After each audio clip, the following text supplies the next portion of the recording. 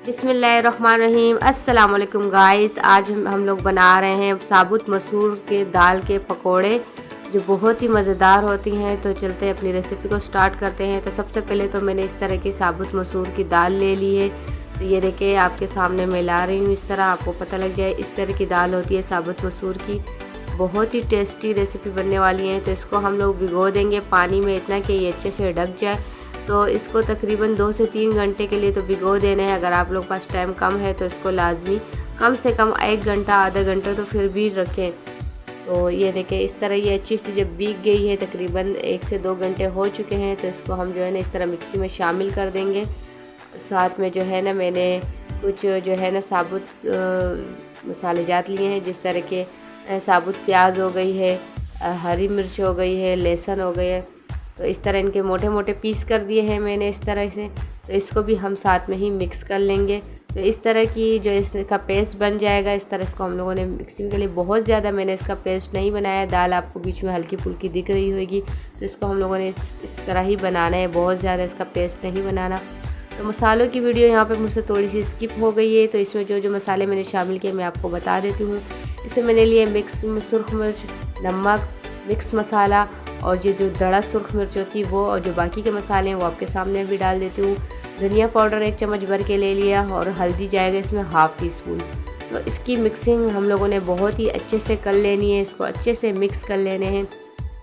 आज की रेसिपी में तो मैं आपको इसको जो है ना फ्राई करके दिखा रही हूँ, जिस तरह जो है ना मज़ेदार से फ्राई होंगी जिस तरीके से। तो इसको आप जो है ना पकौड़ों की तरह जो है ना मज़े लेके खा सकते हैं। नेक्स्ट रेसिपी में इंशाल्लाह कल की जो रेसिपी होगी तो इसमें इसी को जो मैंने साबुत दाल जो मैंने फ्राई की होगी, पकोड़े बनाए होंगे इसके, तो इसकी जो है ना मैं मंगोटियों की रेसिपी बताऊंगी जो टमाटरों की कड़ी में बनता है, बहुत ही मज़ेदार होती है। तो आज की तो हमारी जो है सिर्फ फ्राई है। तो ये देखिए इसको हम लोग जो है ना गरम ऑयल मैंने ले लिया इस तरह 1 कप, और इसमें जो है हम लोग एक एक करके इस तरह पकोड़ों की शक्ल में इसको डालते जाएंगे और इसको जो है अच्छे से फ्राई कर लेंगे। बहुत ज़्यादा तेज़ चूल्हा हम नहीं रखेंगे, ना बहुत ज़्यादा कम रखेंगे, क्योंकि अगर हम बहुत तेज़ रखेंगे तो ये तो ऊपर से पक जाएंगे, लेकिन अंदर जो है ना ये कच्चे रह जाएंगे।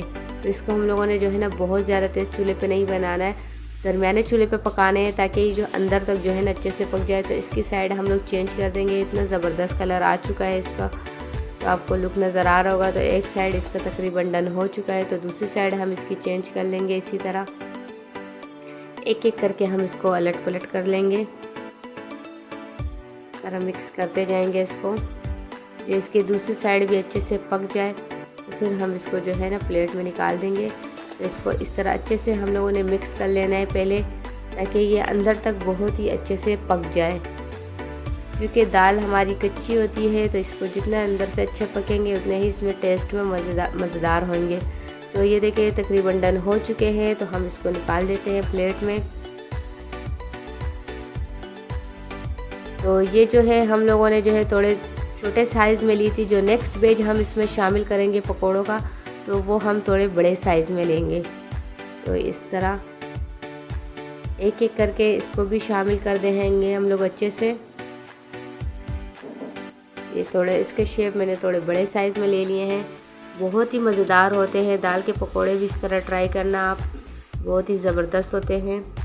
तो इस तरह एक एक करके तकरीबन ये मैंने सारे शामिल कर दिए हैं। तो इसका एक साइड मैं चेंज कर चुकी हूँ। तो इस तरह इसको जो है ना हम लोग जो है ना अलट पलट करते जाएंगे, ताकि ये अंदर तक अच्छे से पक जाए, क्योंकि ये थोड़े बड़े साइज़ के हैं। तो इसमें जो है ना थोड़ा पकने में थोड़ा टाइम लगेगा। तो इसको जितना ज़्यादा अलट पलट करेंगे तो उतने ही ज़्यादा ये अच्छे पकेंगे और जलेंगे भी नहीं, टूटेंगे ये बिल्कुल भी नहीं। ये बहुत ज़बरदस्त और क्रिस्पी हो जाते हैं, इसमें जो है ना टूटने का चांस बिल्कुल भी नहीं है। ये बहुत ही अच्छे होते हैं। अगर आप इसको अच्छे से मिक्स करेंगे और पानी वगैरह भी कोई शामिल नहीं करेंगे तो ये जो है ना पकाते वक्त बिल्कुल भी नहीं टूटेंगे। तो ये देखिए इस तरह हम लोग जो है ना इसको अलट पलट कर रहे हैं,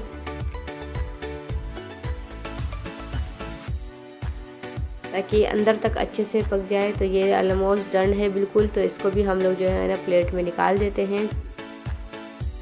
तरह एक एक करके हम इसको सारे के सारे प्लेट में निकाल देते हैं। जो बाकी के हैं वो भी सारे हम इसी तरह तल देंगे। तो जो है ना फाइनल लुक मैं इसका आपके साथ अभी शेयर करती हूँ। तो ये देखिए हमारे साबुत मसूर के दाल के पकोड़े फाइनल लुक आ चुका है। अगर आपको मेरी ये सिंपल और आसान सी रेसिपी पसंद आई है तो प्लीज़ इसे लाइक करें, शेयर करें। फिर मिलेंगे इंशाल्लाह नेक्स्ट रेसिपी में, तब तक के लिए मुझे इजाज़त दीजिए। अल्लाह हाफिज़।